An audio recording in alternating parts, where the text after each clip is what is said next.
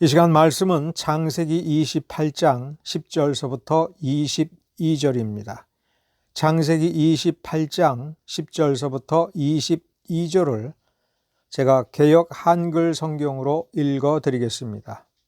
야곱이 브엘세바에서 떠나 하란으로 향하여 가더니 한 곳에 이르러는 해가 진지라.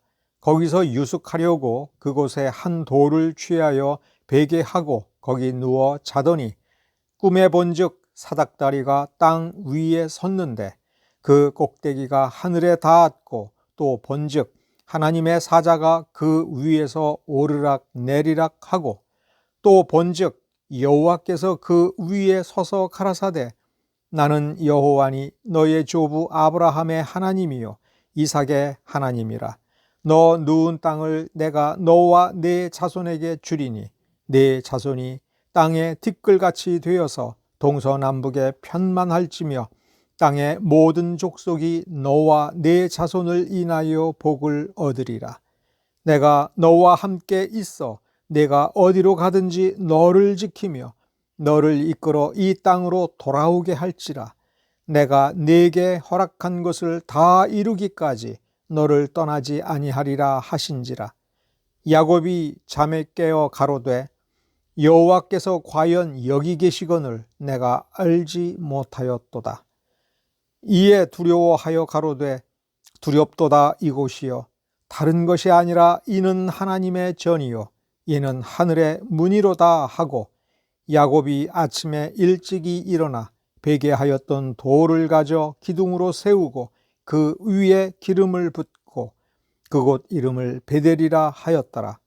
이 성의 본 이름은 루스더라. 야곱이 서원하여 가로되 하나님이 나와 함께 계시사 내가 가는 이 길에서 나를 지키시고 먹을 양식과 입을 옷을 주사 나로 평안히 아비 집으로 돌아가게 하시오면 여호와께서 나의 하나님이 되실 것이요 내가 기둥으로 세운 이 돌이 하나님의 전이 될 것이요 하나님께서 내게 주신 모든 것에서 10분 1을 내가 반드시 하나님께 드리겠나이다 하였더라. 아멘. 오늘 읽은 우리의 본문은 뒷부분을 보면 잘못 읽으면 상당히 많은 오해에 빠질 수가 있습니다. 야곱이 베개로 삼았던 어떤 한 돌이 위대한 것인가 이렇게 생각할 수도 있습니다만은 야곱이 자기가 베고 잤던 돌을 세워서 거기에 기름을 붓고 하나님께 서원을 한 것은 그가 그 앞에서 깨달은 큰 깨달음을 기념하는 것입니다. 우리 일생에 있어서 이렇게 기념을 삼을 만한 하나님을 만난 아주 특별한 경험을 우리는 가질 수 있습니다. 우리가 참으로 구원을 깊이 깨달은 그 순간이 있습니다. 그 장소가 있습니다. 그러나 그 장소가 중요한 것이 아니고 그 때가 중요한 것이 아니고 하나님의 역사하심이 매우 중요한 것입니다. 우리가 무엇인가를 경험했으면 하나님께 서원을 하고 또 서원을 할 때 하나님께 이렇게 조건을 내걸으면서 주님 이거 해주시면 내가 이거 할게요. 주님 이렇게 나를 세워주시면 내가 하나님의 은혜를 잊지 않고 이거 드릴게요. 이렇게 하는 수가 있는데 그런 식의 서원은 경건하고 바람직한 그런 서원이 아닙니다. 야곱이 왜 이렇게 서원했는가를 알으려면 16절에 주목을 해야 됩니다. 여호와께서 과연 여기 계시거늘 내가 알지 못하였도다. 문자 그대로 읽으면서 또 오해를 하면 야곱은 하나님이 어디 계신가 여기저기 찾아다니면서 혹시 여기 계시는가? 아 여기도 안 계시는구나. 혹시 저기 계시는구나. 혹시 저기 계시는가? 아 저기도 안 계시는구나. 어디 계실까? 그것을 알지 못했다라는 식으로 해석하는 수도 있습니다. 그러나 16절은 그런 뜻이 아닙니다.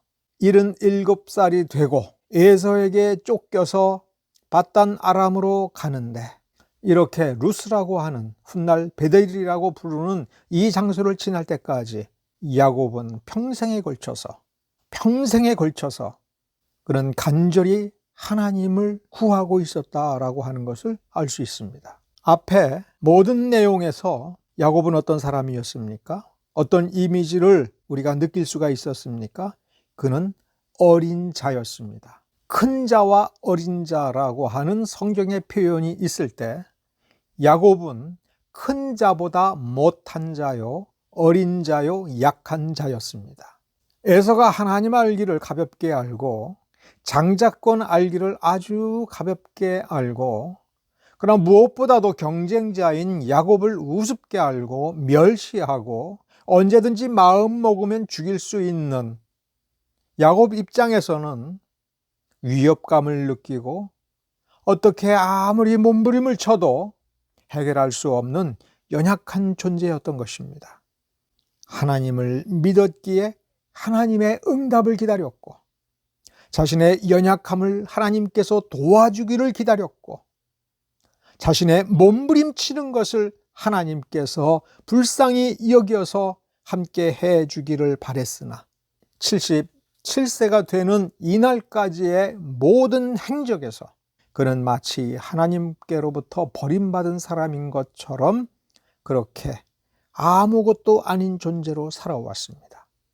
오늘 이 밤, 이 으슥한 곳에 홀로 걸어가다가 이 광야에서 돌베개를 베고 피곤한 몸을 누울 때에 그는 가슴 깊이 한탄하듯이 한숨을 쉬면서 주여 어디 계십니까? 내가 이렇게 주님의 축복을 사모하고 주님께서 우리 조부 아브라함을 통하여 역사하시고 이삭을 통하여 역사하신 그 하나님을 간절히 사모하고 하나님 섬기기를 원하고 하나님께서 주시는 복을 받기를 원하지만은 하나님은 내게 아무것도 주시지 아니하셨습니다. 분명히 내 어머니 리브가가 잉태하였을 때는 큰 자가 어린 자를 섬기겠다, 강한 자가 약한 자를 섬기겠다, 위대한 자가 별 볼 일 없는 허약하고 무기력하고 연약한 자를 섬기겠다라고 예정하시고 예고하시고 통보하셨습니다. 나는 약한 자입니다. 내 힘으로는 내 형을 이길 수가 없습니다. 하나님께서 약속하셨고 그렇게 통보하셨다면 그것이 이루어져야 되는데 매 순간 단 한 번도 하나님은 내게 나타나시지 아니하셨고 내게 어떤 힘을 주시지도 아니하셨습니다. 내가 뭐를 하든지 되는 게 없습니다.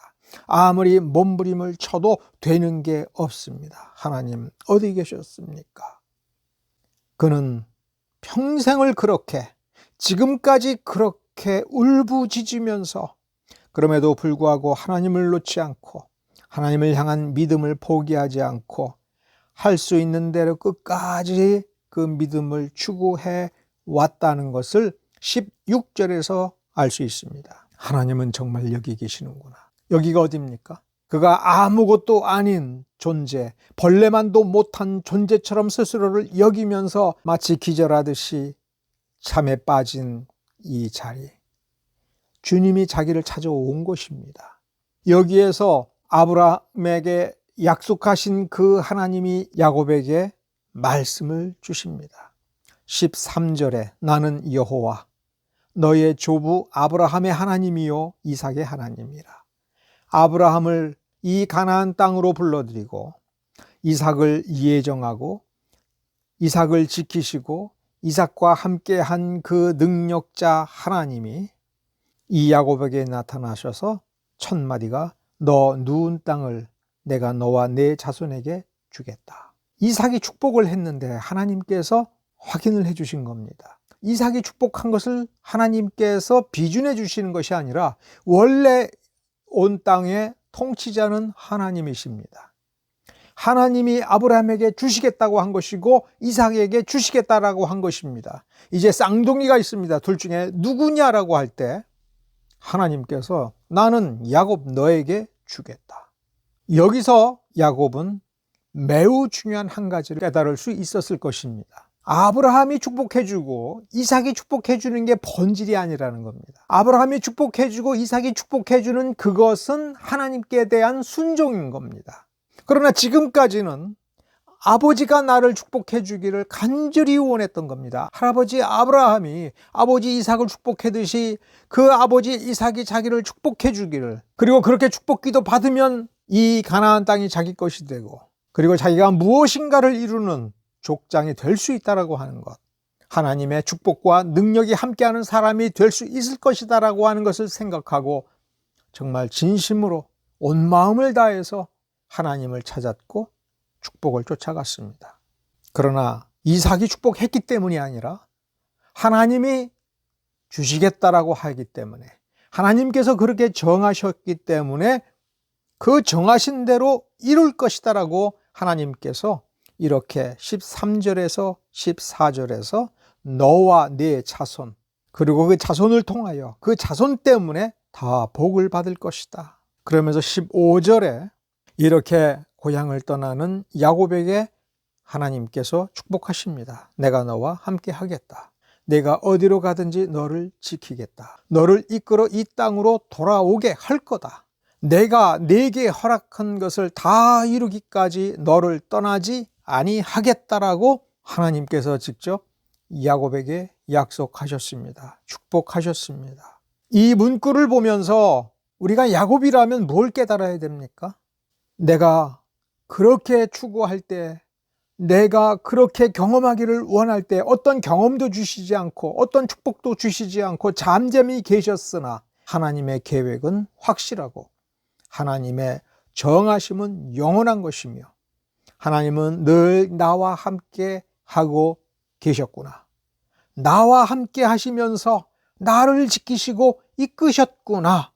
그 신비의 비밀을 우리가 풀지는 못하지만 한 가지 분명한 것은 하나님은 지금까지 나와 함께 하셨다는 것이죠. 여기 돌에 기름을 붓고 베델이라고 부른 것은, 그래 나는 지금 에서의 등살을 억지로 견디면서, 에서로부터 멸시를 당하면서, 조롱을 당하면서 어쩔 수 없이 발버둥 치면서 살고 있을 때 하나님 다 보셨구나.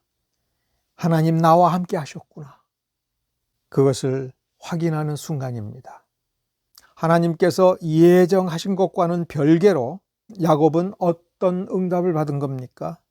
그가 날마다 간절히 원할 때 그 간절한 소망이 헛된 것이 아니라 하는 것입니다. 믿는 자의 발버둥 헛된 것이 아니라고 하는 것입니다. 16절을 어떻게 해석하느냐가 앞으로 펼쳐질 20년 혹은 수십 년의 야곱의 인생에 있어서 그가 간직해야 될 것이 무엇이냐 하는 겁니다. 라반의 집에서 20년 동안 수고하고 수도 없이 삭슬 변개를 당하고 속임을 당하여서 빈털터리처럼 되고 야반도주를 하는데 그 삼촌의 자식들이 칼을 차고 병력을 이끌고 쫓아와서 마치 죽일 듯이 덤벼들 때 그는 얼마나 두려움에 빠질 수가 있었겠습니까? 야복강 가까이 다가올 때 에서가 군대를 몰고 쫓아오는 것을 알고서는 혹시 자기를 죽일까? 자기를 죽이겠다라고 하는 그 분노가 아직도 부글부글 끓고 있어서 자기가 형 에서를 보면 언제든지 자기를 죽일 수 있겠다. 나는 이제 죽었구나. 나는 이제 아무것도 남지 않았구나. 이렇게 절망을 하고 평생을 이리 치이고 저리 치이고 무엇 하나 똑바로 이루지 못하였을 때에도 그는 그 중심에 무엇을 붙잡았어야 되느냐 하면 바로 이 말씀입니다. 우리가 날마다 감각으로 하나님이 나와 함께 하신다는 것을 확신할 수 있어야만 확신이 있는 것이 아니고, 하나님께서 나타나셔서 무엇인가 강한 역사를 일으켜서 누구도 부인할 수 없는 놀라운 현상들이 나타날 때에 정말 하나님은 나와 함께 하시는구나라고 확신하는 것, 그것이 야곱의 인생에 있어서의 비밀이 아니라는 겁니다. 하나님께서 나타나지 아니하셨어도 내가 하나님의 말씀을 읽고 이것이 하나님께서 내게 주시는 확신의 말씀인가, 용기의 말씀인가, 승리의 말씀인가, 내가 아무리 느껴보려고 해도 느껴지지 아니할 그때에도, 내가 무엇을 이루고자 해도 되는 것이 하나도 없고 내게 남는 것이 하나도 없고 열매가 하나도 없는 것처럼 보여서 마치 내가 하나님의 자녀로 예정되지 아니한 자, 아브라함과 이삭의 축복을 물려받을 수 없도록 물려받지 않는 자로, 상속자가 아닌 자로 예정된 것처럼 내가 느껴지고, 그래서 그것이 내게 상처가 되고 내게 절망이 되고, 그래서 뒷걸음질 치게 될 그때에도 아니다, 하나님은 나와 함께 하신다, 그렇게 확신해도 좋은 하나님의 원리를 여기서 발견한 것입니다. 내 앞에 마치 쓸모없는 고난이 내 앞에 결코 하나님을 영화롭게도 못하고 내 인생을 놀라운 승리자로 만들어줄 수 있을 것도 같지 아니하는, 그야말로 내가 어리석어서, 그야말로 내가 바보 같아서, 내가 무능해서 뭘 해도 안 되는 사람이기 때문에 이렇게 쓸모없이 고통을 당하고 따돌림을 당하고 외로움을 당하고, 그래서 쓸쓸하게 어두운 밤길에, 어두운 광야에, 어두운 오솔길에 나 혼자 터벅터벅 걸어가는 것과도 같은 그 인생이라 할지라도 하나님은 함께 하신다. 하나님은 나와 함께 하신다. 하나님은 나를 바라보고 계시면서 하나님의 위대한 계획을 이루어가는 과정 중에 있다라고 하는 것을 확신할 수 있는 그러한 믿음, 그것이 야곱이 가져야 될 믿음이었던 것입니다. 오늘 성경 본문에 보면 여호와라는 이름으로 나옵니다. 이 여호와가 무슨 뜻인지는 출애굽기에 가서야 나타납니다. 여호와 스스로 있는 자. 자, 이 야곱이 이 시점에서 여호와라는 이 하나님의 칭호가 무슨 뜻인지, 무엇을 이 야곱, 이 자신에게 보여주기 위하여 이 거룩한 이름을 드러내는지 어쩌면 몰랐을 것입니다. 그러나 너의 조부 아브라함의 하나님이요 이삭의 하나님이라고 자신의 이름을 밝힐 때 야곱은 그게 누구인지를, 그것이 무슨 의미인지를 알았을 것입니다. 바로 이 이름에 야곱의 이름이 추가가 됩니다. 아브라함과 이삭과 야곱의 하나님. 그 칭호는 출애굽기 3장 16절에 등장합니다. 모세에게 사명을 주셔서 이제 호렙산에서 저 애굽에 있는 이스라엘 백성들에게로 모세를 보낼 때, 그리고 모세가 장로들을 소집할 때에 누가 너를 보냈느냐라고 할 때에 그때 밝힐 거룩한 하나님의 이름은 아브라함과 이삭과 야곱의 하나님이라. 또한 사도행전 3장과 7장에서도 유대인들의 조상, 그 조상이 섬긴 하나님, 족장들의 하나님이라고 할 때에도 이 성호가 나옵니다. 아브라함과 이삭과 야곱의 하나님. 아브라함의 하나님은 어떤 하나님입니까? 갈대아 우르에서 본토 친척 아비집을 버리고 떠나라 할 때 그 아브라함에게 이 가나안 땅을 주시겠다, 강대한 나라를 이루겠다, 공의의 나라를 이루겠다라고 하는 비전을 주신 하나님이십니다. 이삭을 예정하시고 이삭을 지키셨습니다. 야곱의 하나님입니다.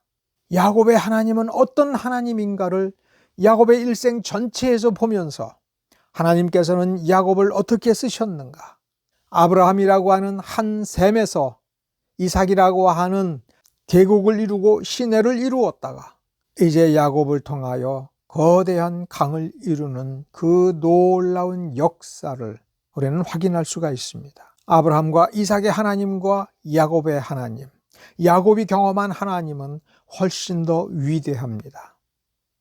야곱은 예정된 자였으나 그는 마치 버림받은 자와도 같았습니다. 하나님은 그에게 나타나지 아니하셨고, 그에게 힘을 주시지 아니하였고, 그에게 능력 주시지 아니하였고, 그에게 친구를 주시지 아니하였고, 그에게 협력자를 주시지 아니하였으나 그 어떤 누구하고도 비교할 수 없이 놀라운 역사를 이루어 가고 있습니다. 우리는 야곱을 통하여, 야곱의 족적을 통하여 사실은 우리의 믿음이, 그리고 믿음 생활이 어떠해야 되며 어떤 모습일지에 대하여 좀 더 현실적이고 좀 더 사실적인, 그리고 우리의 모습에 훨씬 더 가까운 그림을 그려서 우리에게 보여주고 있는 것입니다. 우리는 하나님께서 내 인생을 어떻게 예정하셨는가, 어떻게 작정하셨는가? 그것이 아니라 하나님이 우리에게 나타나지 아니하시고 우리에게 어떤 특별한 말씀을 주시지 아니하시고 그저 나는 내게 닥치는 여러 가지 어려운 일들, 고난, 고통, 괴로움, 질병에 당면하여 그저 발버둥치고 하나님 어디 계십니까? 내가 이렇게 하나님을 구하는데 하나님은 나타나지 아니하시고 내가 이렇게 도움을 구하는데 하나님은 도움을 주시지 아니하시는 그 하나님 어디 가셨습니까? 아브라함을 부르신 하나님은 어디 계십니까? 이삭에게 복을 주신 그 능력의 하나님은 왜 나를 외면하십니까? 나는 이렇게 주님을 믿습니다. 그런데 주님은 나를 찾지 아니하십니다. 그러할 때에도 하나님은 그 소리를 들으시면서 하나님은 내게 응답해 주는 그 어떤 역사가 아니라 나를 통하여 계획하신 그 일을 이루어가고 계심을 우리는 믿으면 된다 하는 것입니다. 믿으라 하는 것입니다. 우리의 믿음은 그러한 믿음이어야 되는 것입니다. 아무리 성경을 읽어도 답이 없고 아무리 몸부림을 쳐도 능력은 나타나지 않고 내가 무엇을 해도 어떻게 기도해도 아무 소용이 없다라고 느낄 때, 그러나 그때에도 하나님은 자신의 목표를 이루어가는 길로 우리를 이끌어가고 계시는 것을 우리는 야곱의 하나님을 통해서 확신하고 결론을 내려도 될 것입니다. 우리는 이 본문에서 우리는 지금까지 그리고 이 본문에서 야곱의 가슴속에 무엇이 있으며 얼마나 갈급하게 하나님을 찾고 있었는가, 얼마나 진실되게 찾고 있었는가, 우리는 여기에서 바로 그러한 모습과 우리 자신을 비교를 하면서 우리는 과연 진실로 하나님을 찾는가? 우리는 진실로 하나님 알기를 원하는가? 하나님의 영광의 그 나라를 정말 사모하는가? 그렇다면 우리는 잠잠히 주의 말씀을 따라서 주께서 인도해 주시는 그 길로, 우리 믿음의 선조들이 걸어간 그 길로, 우리 보고 가라 한 그 길, 그 옛길로 우리는 꿋꿋하게 가면 되는 것입니다. 야곱은 자기 할아버지 아브라함처럼 이삭처럼 믿음의 도리를 따라서 걷고자 했습니다. 가라 하는 길로 갑니다. 가야 될 길로 갑니다. 이루어야 된다라고 한 그 일을 이루기 위하여 고독하고 외로운 이 길을 힘겹게 걸어갑니다. 속임을 당할 때에도, 억울한 일을 당할 때에도 오직 주님을 바라보면서 그 믿음의 길을 온전히 걸어간 사람이 야곱인 것입니다. 야곱은 왜 이렇게 내가 고생을 해야 됩니까? 왜 이 지경이 되어도 나는 믿음을 포기하면 안 되는 것입니까? 내가 아무리 믿어도 이 믿음은 쓸모없는데 그래도 이 믿음을 내가 간직해야 됩니까? 주여 믿음의 복을 주시옵소서, 믿음을 부어주시옵소서, 능력을 부어주시옵소서라고 아무리 해도 주님께서 채워주지 아니하는 이 가난한 믿음, 이 연약한 믿음, 그야말로 누더기같이 찢겨지고 헤어지고 보잘것없는 이 믿음을 내가 간직해야 됩니까? 라고 할 때 하나님은 단 한 번도 그 믿음이 어떤 의미가 있으며 그 고난이 무슨 의미가 있으며 하나님께서 무엇을 계획하시는지에 대하여 야곱에게 설명한 적이 단 한 번도 없습니다. 그러나 히브리서 11장을 보면 야곱은 애굽에 내려가서 야곱은 자신의 12아들을 축복하면서 요셉의 자식들에게 축복하면서 그리고 요셉의 2아들에게 축복을 하면서 하나님이 얼마나 자비로우신지, 자기의 인생을 통하여 무엇을 이루셨는지, 아브라함보다도 더 위대하고 이삭에게보다도 더 위대한 놀라운 역사를 이루시는 것을 자기 눈으로 확신하고 이제 400년 뒤에 이들의 자손들이 이 애굽을 떠나 저 가나안 땅으로 되돌아갈 그 영광을 가슴 벅차게 바라보면서 그는 축복할 수가 있었던 것이고 하나님을 경배할 수가 있었던 것입니다. 하나님은 자비로우신 분입니다. 우리가 그 자비를 느끼지 못한다고 하더라도 자비로우신 분입니다. 하나님은 지혜로우신 분입니다. 우리를 헛되이 쓸데없이 고생시키는 분이 아닙니다. 무언가를 이루기 위하여 놀라운 길로 우리를 이끌어가고 계심을 여러분 확신하시기 바랍니다. 여러분 스스로 하찮게 여겨진다 할지라도 하찮은 분이 아닙니다. 여러분들은 위대한 분입니다. 하나님이 뿌린 씨는 하나님께서 키우시고 하나님께서 돌보십니다. 지금 여러분들을 돌보십니다.